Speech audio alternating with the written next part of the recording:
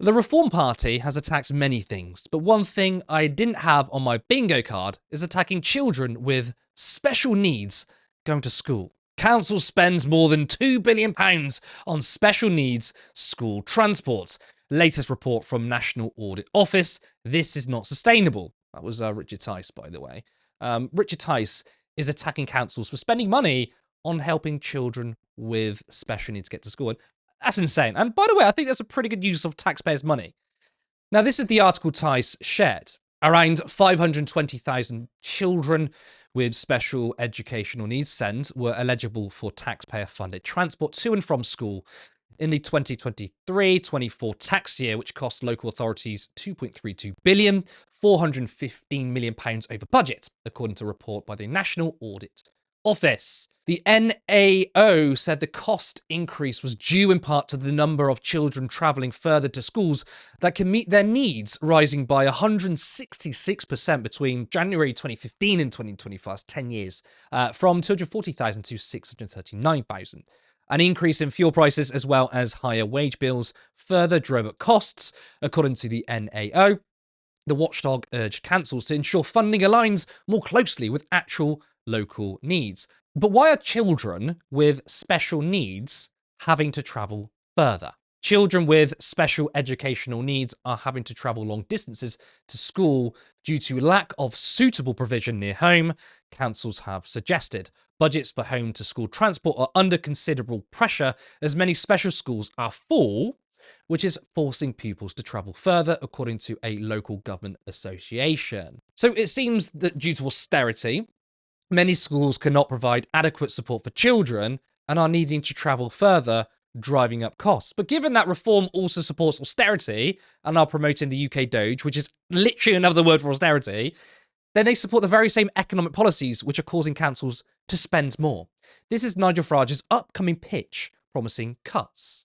Farage will vow to get public spending under control in an attempt to boost the economy. He will say reform will get public spending under control so that the nation's borrowing costs come down. Then, and only then, will I cut taxes to stimulate growth. We must get the economy growing. Farage will add, we are the pro-business party. We will reduce the size of the bloated state.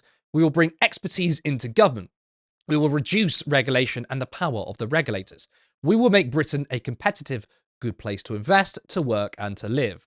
But I know we can only cut taxes once the deficit is under control. I mean, this is literally what the Tories argued for and implemented over the last 15 years.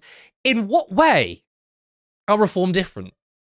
I mean, literally everything he said there was about cutting, and then he said we need to cut taxes for growth. Exactly what Liz Truss said.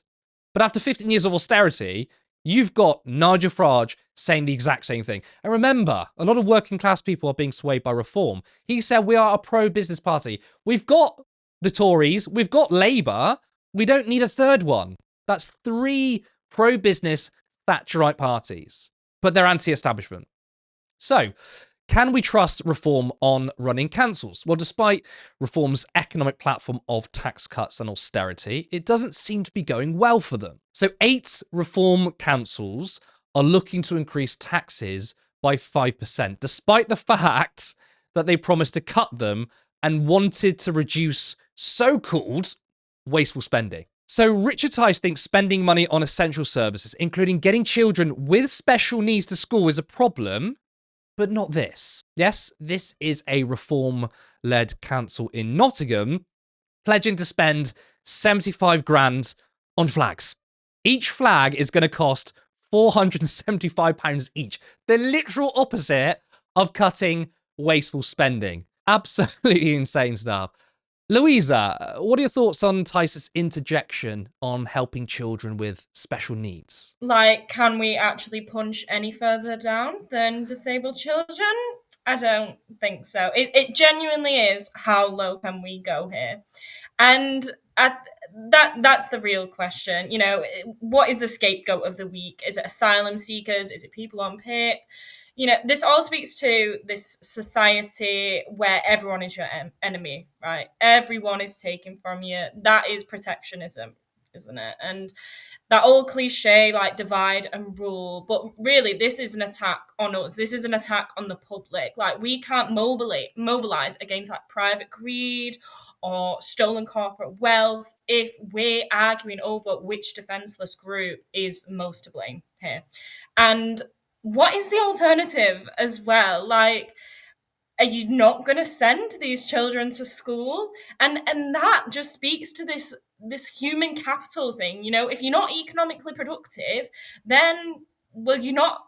If you're not productive to the market, you're not productive to life itself. And I just think, again, this is very, very dangerous territory that we have seen before, and we need to be vigilant about, because genuinely, these SEN kids are defenseless, you know, and this it shouldn't.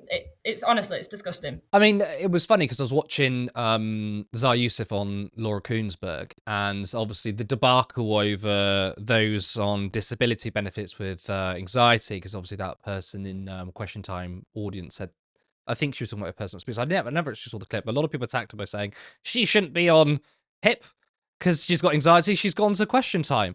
And anyway, Zai was making the point that we need to get people off of benefits and into work. And immediately I just thought, this is the neoliberal hellhole we still live in.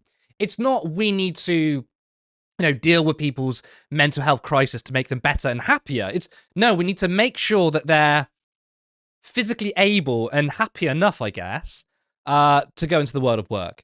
And that is basically what we have become. We are a cogs in a machine of the capitalist system, which is how education basically functions. Education has been gutted, and it's just neoliberalism because, the arts and creativity has been sucked out. And it's all about how you can be a cog in the machine and what financial value you can bring to the table.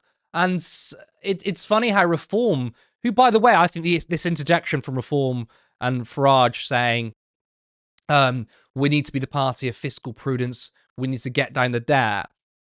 After this train stabbing, especially when unions are saying, we've been facing cuts, we need to spend more money to keep people safe, and Reform have tried to be the populist, and they're now actually making anti-populist arguments. I mean, what do you think about that? Because, we know that Reform are full of shit, right? But they've tried to be populist when they speak about immigration, for example. They said they'd cut the 2-child benefit cap, whether they will or won't, I don't know. They said they've renationalised steel. These things, they're being populist here.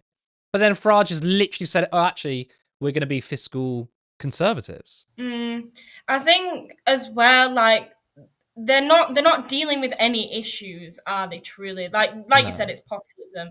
They're truly just speaking to this emotional feeling of disenfranchisement, dispossession, and stuff. And like mental health in particular is so dangerous to be spoken about in this way, because if you depoliticize mental health, if you say that people are anxious just because they're anxious, it takes away from asking why these people are anxious. Maybe it's really tough out there. Maybe we are overworked. Maybe the cost of living crisis is incredibly stressful. Anxiety is about the future, is worrying about the future. And I feel like if you don't have a bit of anxiety, then there's probably something wrong with you, because the future does look extremely bleak. Look, obviously mental health is complicated, but you cannot separate the material conditions we're in. The fact that our age, I think you might be a bit younger than me. I'm getting on a bit actually. But for me, right, it's before the world of work, we had the Iraq War, which I don't really remember at the time. But then we had the 2008 financial crisis. That was 2008, and I didn't start work until 2010, so that was already before work.